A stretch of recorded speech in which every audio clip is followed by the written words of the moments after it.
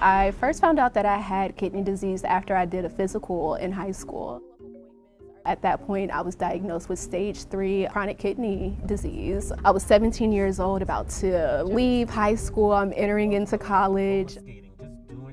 I think I just came to a point where I was just so frustrated with, like, you know, my current situation. I'm a PhD student, I'm working, I'm doing dialysis, and I'm tired, like I'm exhausted.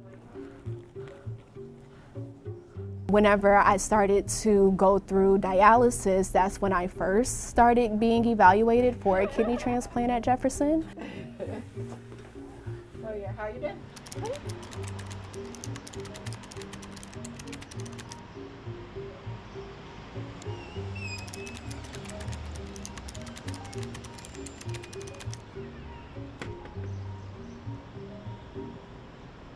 Health equity scholars have been raising alarm bells about the way race has been misused in clinical algorithms for decades.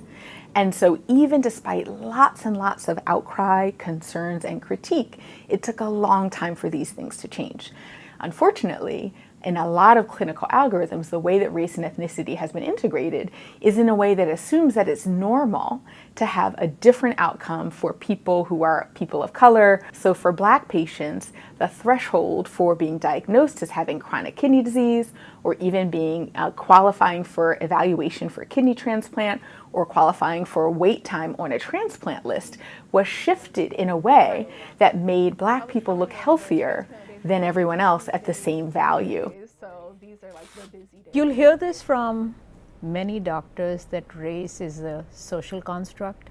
It is not a biological construct. And if we ever use race for any formulas, we have to make sure that there are definite clinical benefits to using it.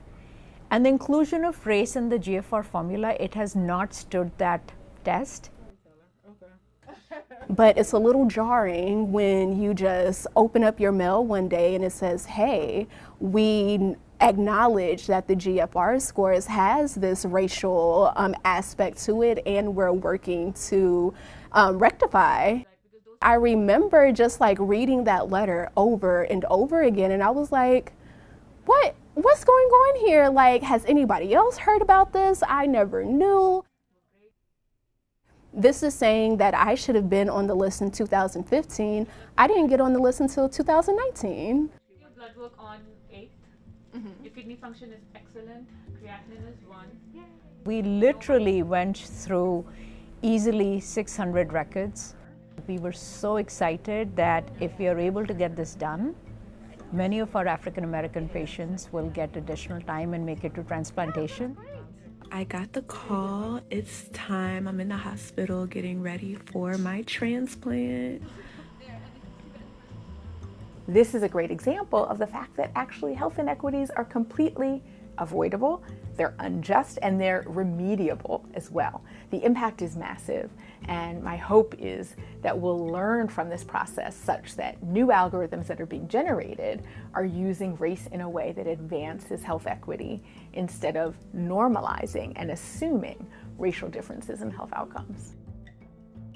The difference between my life before and after transplant is a complete 180. This thing that I've been working towards, and this thing that I've kind of like romanticized and like thought about for so long, is finally here. We're finally here, like in this moment that we didn't think was coming for a very long time.